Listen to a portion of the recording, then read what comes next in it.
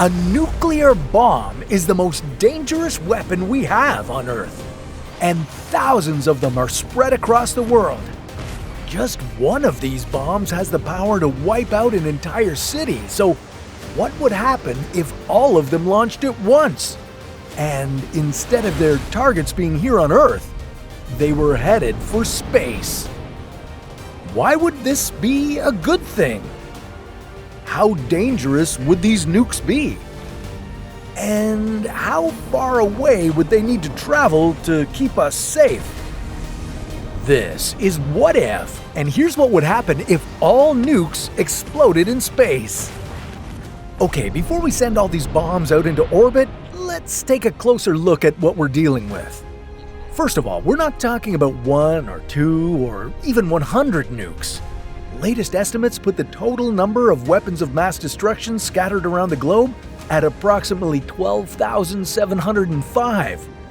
And it should come as no surprise that they aren't evenly distributed among world powers.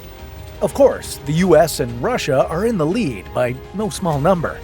Between these two historic rivals, they have over 11,000 nuclear warheads. The remaining nuke-possessing countries like China, France, Pakistan, and India have no more than a measly couple hundred. But even some of these smaller nuclear devices could annihilate whole cities, wipe out thousands, if not millions of people, and bring our entire planet to the brink of destruction. So it's finally time to band together and finally get these bombs off of Earth. If we can. We live in an age where sending rockets into space feels like it happens almost every day. But shepherding thousands of nukes off of Earth is a bit more of a dangerous payload than SpaceX is used to handling. This effort would require a plan of action unlike anything before. Let's start with security. Sure, a scenario aiming to remove nuclear weapons and promote world peace is nice to imagine, but let's be real. Handing over nuclear weapons for disposal would be no simple task. Besides, who would be the trustworthy candidates to carry out the job? Nuclear weapons programs have extremely strict security protocols. No one individual has the ability to arm or launch weapons alone. And with peace on the horizon, now would be no time to change that. Clearly, a trusted international organization with a commitment to transparency would need to be created just for this project.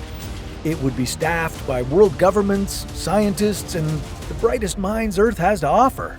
Security would need to be as tight as ever, though, because there could be criminal organizations interested in taking advantage of this situation to gain a unique amount of power in a future without nukes, or at least without thousands of them. But let's skip ahead to the more out-of-this-world aspects of this scenario. Launching thousands of nukes would require new rockets to be built specifically for handling radioactive cargo. In the case of a leak or damage, they would need to be guaranteed without a doubt that they would exit our atmosphere safely. These rockets would need all the same durability and heat-resistant technology as space shuttles. Plus, they'd need to be more powerful and be able to carry more cargo than ever before.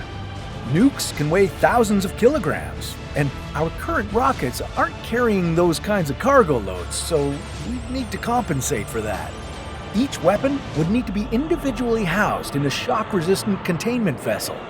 And these would need to be able to withstand various disaster scenarios, in case the launch fails.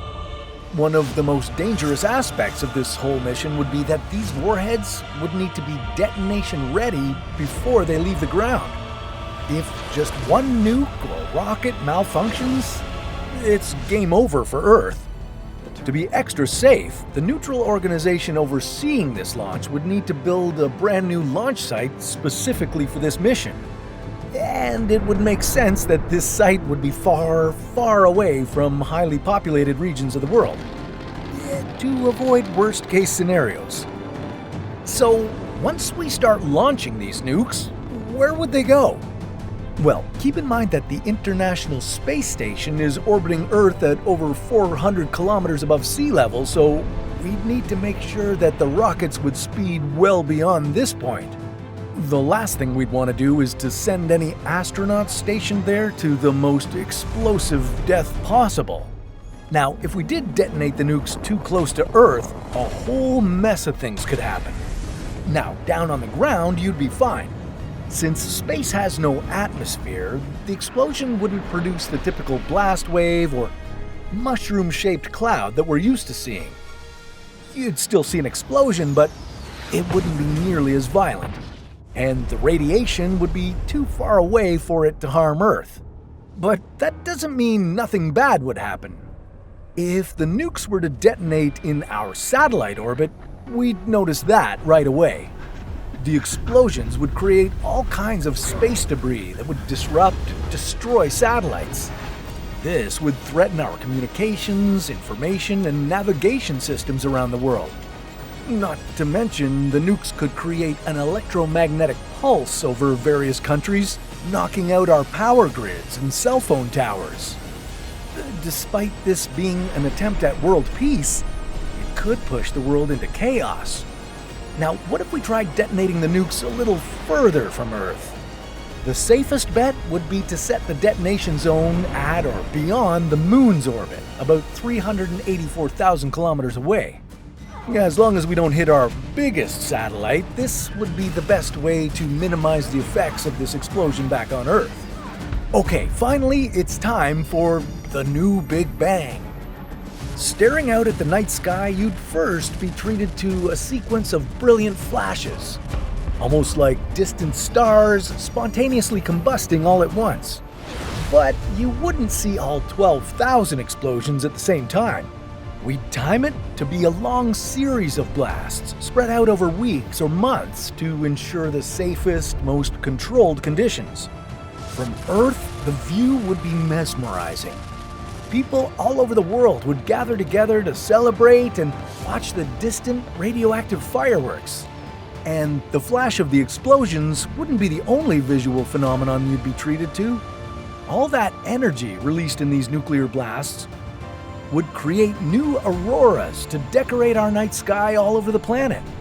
These auroras would be useful to scientists who could analyze an abundance of data on the interaction between radiation and the Earth's magnetic field. If all goes well and the last explosion goes off without a hitch, it'd be time to celebrate a new era in modern human history. Ever since the first atomic bomb was created in 1945, we've lived on a planet loaded with weapons, capable of destroying all life on Earth. Not anymore. But that doesn't mean the consequences of this master plan wouldn't be potentially dangerous in the long run. All this new debris and radiation traveling further out into space could create disturbances well beyond our planet that we wouldn't even have conceived of. Maybe some future interplanetary astronauts will encounter dangerous clouds of radiation that will threaten their lives and the success of their mission. So, although disposing of our nuclear weapons in space could potentially benefit Earth, we'd have to be aware of the downsides that could unfold. Maybe it would be best if these nukes were detonated in a specific spot out in space, one far away from Earth.